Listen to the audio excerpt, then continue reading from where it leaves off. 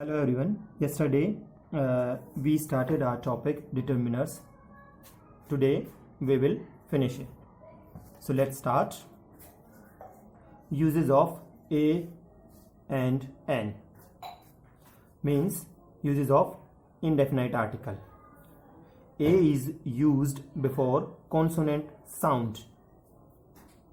यहाँ कहने का मतलब है ए जो है उसका इस्तेमाल हम करेंगे कॉन्सोनेंट साउंड के साथ, यानी जहाँ कॉन्सोनेंट साउंड होगा वहाँ हम ए का इस्तेमाल करेंगे।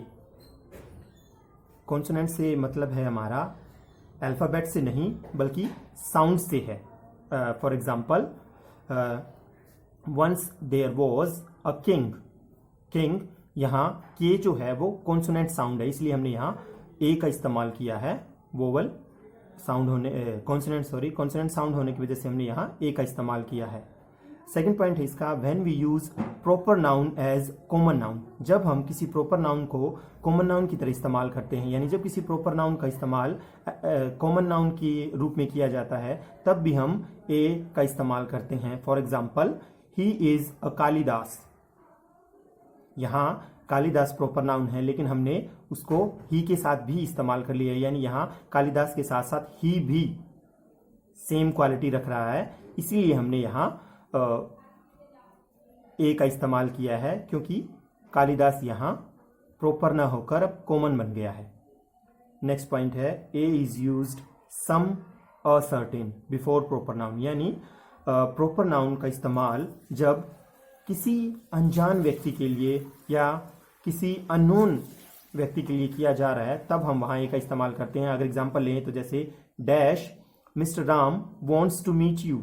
Dash mister Ram wants to meet you, यहाँ हम ए का इस्तेमाल करेंगे। A mister Ram wants to meet you, इसका मतलब है जो मिस्टर राम है उनके बारे में हम बहुत कुछ नहीं जानते हैं, केवल यही जानते हैं कि उनका नाम मिस्टर राम है और वो आपसे मिलना चाहते हैं, इसलिए वो एक अननोन नाउन हो गया है, प्रॉपर नाउन। और इसीलिए जब कोई अननोन प्रॉपर नाउन होता है तो हम उसके साथ ए का इस्तेमाल करते हैं।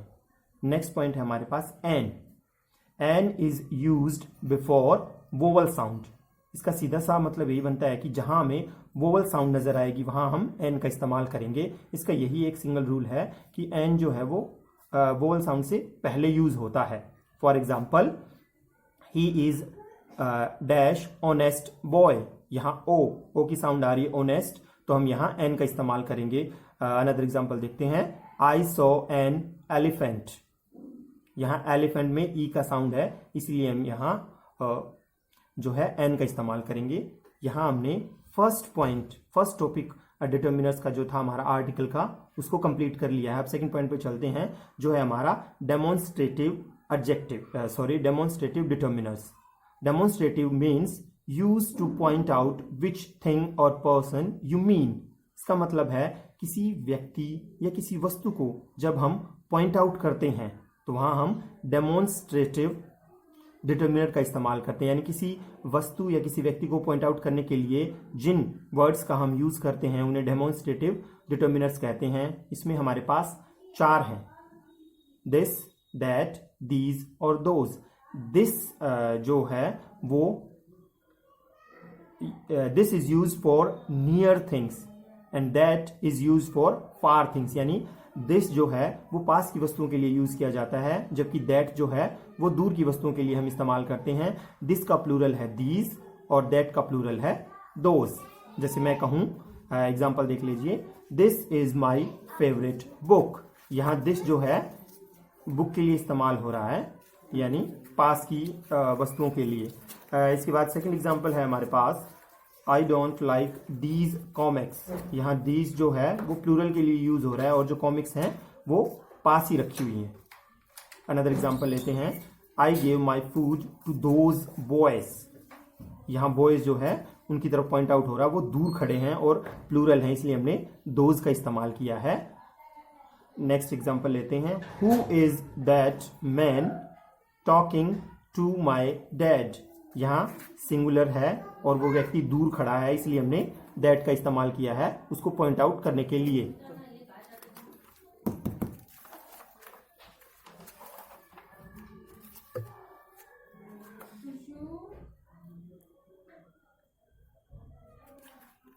थर्ड पॉइंट है हमारा possessive determiners. Third point is possessive determiners. Possessive means to own something, यानी किसी चीज पर अपना अधिकार करना, अपना हक जताना, इसीलिए इसको पोजेसिव डिटर्मिनर्स कहा गया है। इसके अंदर हमारे पास हैं my, your, our, his, her, its और their. For example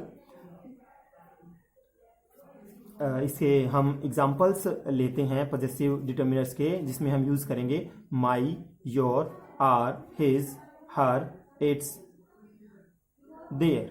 for example this is my pen.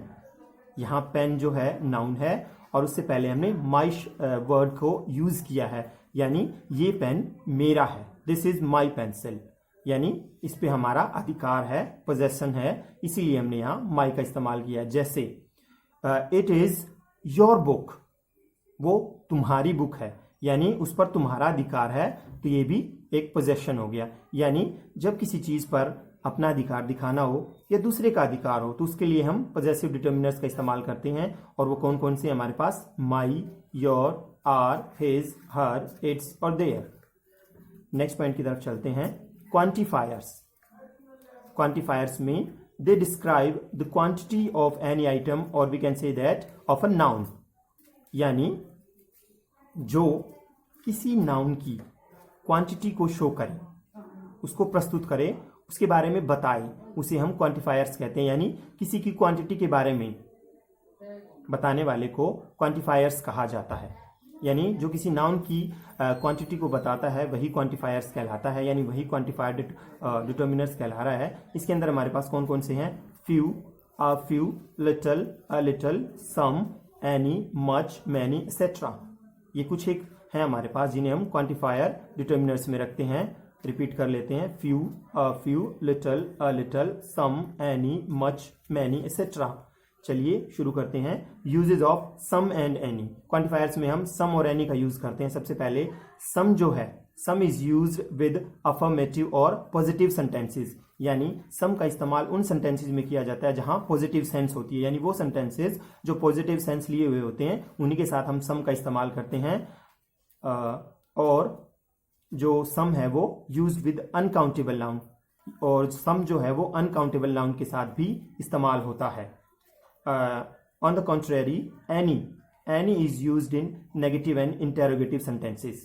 any जो है वो सम के एकदम बिल्कुल अपोजिट है, वो नेगेटिव और इंटेरोगेटिव सेंस लिए हुए होता है। In simple words we can say that when we accept a negative answer, जब हम किसी से नेगेटिव आंसर की उम्मीद रखते हैं तो वहां हम एनी का इस्तेमाल करते हैं। इसी में आगे पॉइंट देखते हैं। If we get or expect a positive answer in interrogative sentences we use some. अगर हमारे पास कोई इंटेरोगेटिव सेंटेंस है और उसमें हमें पॉजिटिव आंसर मिलने की उम्मीद है तो उसमें हम सम का इस्तेमाल करेंगे। लेकिन ध्यान रहे, अगर हमारे पास कोई इंटेरोगेटिव सेंटेंस है और उसमें हमें नेगेटिव आंसर मिल रहा है तो वहां हम एनी का इस्तेमाल करेंगे।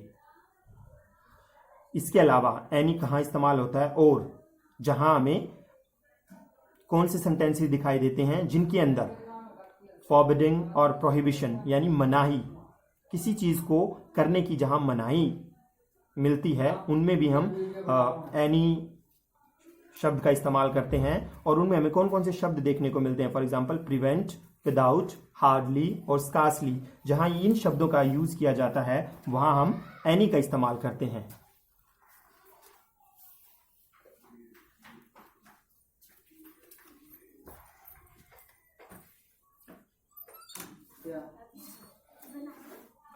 नेक्स्ट यूजेज ऑफ फ्यू और लिटिल। अब हम नेक्स्ट पे चलते हैं जहां हम फ्यू और लिटिल के बारे में डिस्कस करेंगे। जो फ्यू और लिटिल है बोथ आर नेगेटिव वर्ड्स, दोनों ही नेगेटिव वर्ड्स हैं, यानी दोनों ही नेगेटिव सेंस लिए हुए हैं। और इनका मतलब है which mean not so much, यानी न के बराबर, बिल्कुल थोड़ा, बहुत कम। अ फ्यू और अ लिटिल, ये जो दोनों वर्ड्स हैं इनमें हमें पॉजिटिव सेंस देखने को मिलती है, जिसका मतलब है थोड़ा सा, समथिंग, यानी कुछ ना कुछ है।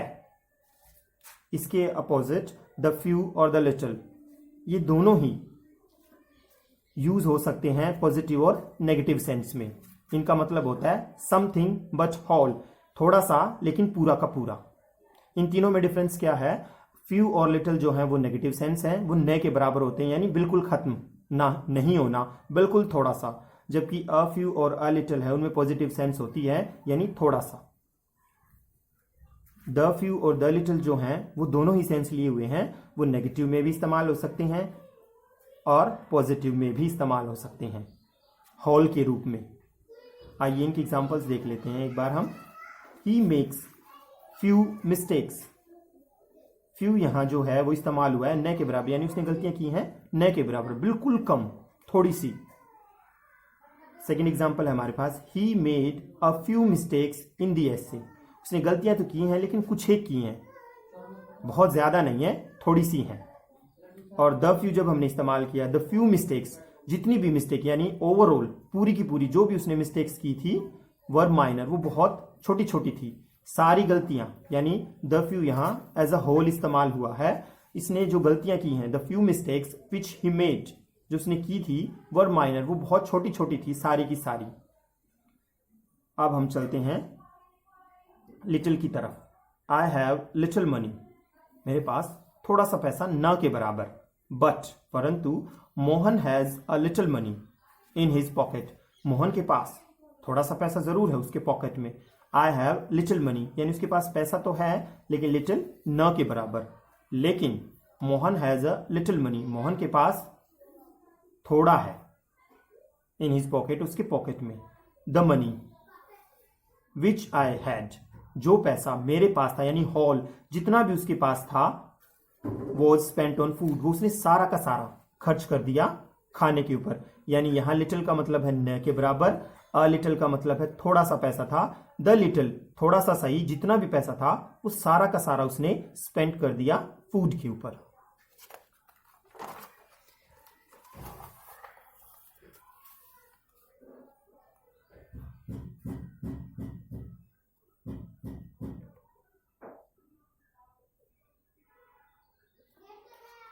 लास्ट पॉइंट है हमारा न्यूमरल्स रिलेटिंग टू नंबर, जो नंबर से जुड़ा हुआ है।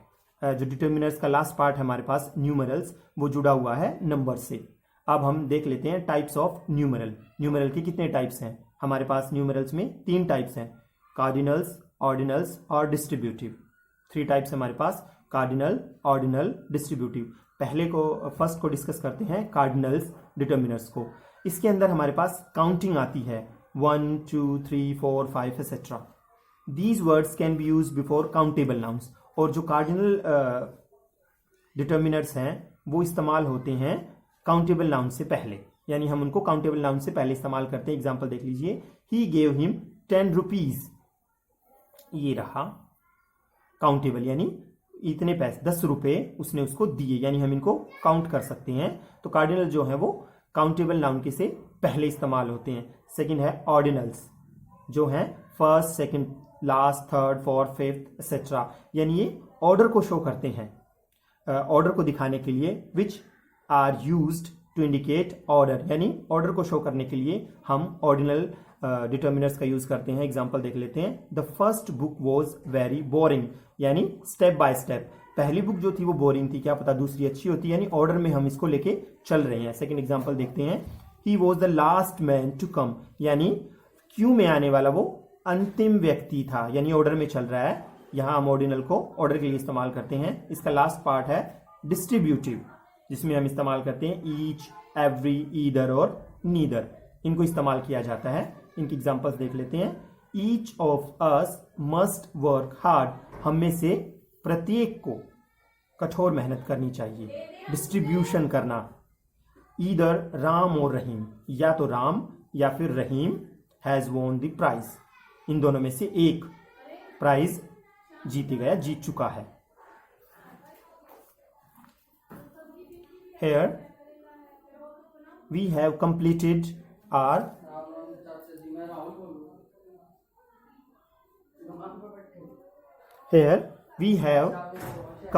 our topic of determinants. Now let's do some exercise. First है हमारे पास is there dash money in the box, question mark. अब इसमें हमारे पास ऑप्शन है एनी और some. Is there dash money in the box, अब ये इंटेरोगेटिव है, हमें देखना है, इंटेरोगेटिव सेंटेंस है। अब ये हमें देखना है ये पॉजिटिव या नेगेटिव सेंस लिए हुए है, जैसे कि हमने रूल्स में किया था। यहां ये इंटेरोगेटिव सेंटेंस पॉजिटिव सेंस लिए हुए है, इसीलिए हम यहां सम का यूज करेंगे। Is there some money in the box, अगर ये नेगेटिव सेंस लिए होता तो हम यहां एनी का इस्तेमाल करते। सेकंड एग्जांपल पे उस पे चलते हैं, एक्सरसाइज पे। Everyone of dash sent me a birthday card but none of them bought me a present. यहां हमें फिल करना माई फ्रेंड या माई फ्रेंड्स, सिंगुलर या प्लूरल। एवरीवन ऑफ, प्रत्येक, हर एक मेरे मित्रों ने, यानी यहां आएगा एवरीवन ऑफ माई फ्रेंड्स, सभी मेरे मित्रों ने मुझे बर्थडे कार्ड तो दिया, लेकिन उनमें से किसी ने भी मेरे लिए गिफ्ट नहीं खरीदा। थर्ड पे चलते हैं। I sold dash books I had, मैंने बेच the dash books I had, जो बुक्स मेरे पास थी, यानी अ फ्यू, न के बराबर कुछ बुक्स थी मेरे पास, वो मैंने बेच दी। I sold a few books I had. Fourth पे चलते हैं। He is dash one eyed man, अब इसमें हमें आर्टिकल फिल करना, ए एन द या जीरो आर्टिकल। अब यहां ओ वैसे तो वोवल है, लेकिन हमें देखना है साउंड किसका है, वन, व, यहां वे का साउंड है, इसका मतलब यहां कॉन्सोनेंट है, और हम यहां कॉन्सोनेंट साउंड के साथ ए का इस्तेमाल करेंगे। He is a one eyed man, हमें अल्फाबेट नहीं देखना है, लेटर नहीं देखना है, हमें साउंड देखना है। जो साउंड होगा उसी के हिसाब से हम ए या एन का इस्तेमाल करेंगे। यहां वोवल साउंड नहीं है तो इसलिए हम एन का इस्तेमाल नहीं करेंगे, या कॉन्सोनेंट साउंड है इसलिए हम यहां ए का इस्तेमाल करेंगे। सेकंड है ही इज डैश ऑनरेबल, तो अब हमें देखना है यह साउंड कैसी है, अ, यानी वोवल साउंड है, तो क्या हमें एन इस्तेमाल करना चाहिए? बिल्कुल नहीं, क्योंकि हमने अपने डेफिनेशन में मेंशन किया था कि जब तक किसी सेंटेंस में नाउन यूज नहीं होगा हम किसी भी आर्टिकल का इस्तेमाल नहीं कर सकते। यहां ऑनरेबल जो है एक एडजेक्टिव है, न कि नाउन है, तो इसलिए इस सेंटेंस में नाउन नहीं है, तो हम यहां जीरो आर्टिकल का इस्तेमाल करेंगे, हम इसमें कोई भी आर्टिकल इस्तेमाल नहीं करेंगे। नेक्स्ट है he ordered me to mind dash own business, यहां हमें पॉजेसिव भरना है, माई या your. He ordered me to mind my own business या योर ऑन बिजनेस, तो हम यहां माई का इस्तेमाल करेंगे। लास्ट है she bought dash piano yesterday. अब पियानो हमने अपने रूल में किया था कि म्यूजिकल इंस्ट्रूमेंट, जब म्यूजिकल इंस्ट्रूमेंट प्ले करने की सेंस हो, यानी बजाया जाए, प्ले किया जाए, तो हम वहां आर्टिकल द का इस्तेमाल करते हैं। लेकिन अगर वो बॉट खरीदा जाए या सोल्ड बेचा जाए तो हम उसमें ए या एन का इस्तेमाल करते हैं। तो यहां ए होगा, क्योंकि यहां पियानो जो है, म्यूजिकल इंस्ट्रूमेंट जो है, वो बजाया नहीं जा रहा है बल्कि खरीदा जा रहा है, तो इसलिए हम यहां आर्टिकल ए का इस्तेमाल करेंगे, न कि द का। So I hope students you understand the topic determiners. Thank you and have a nice day.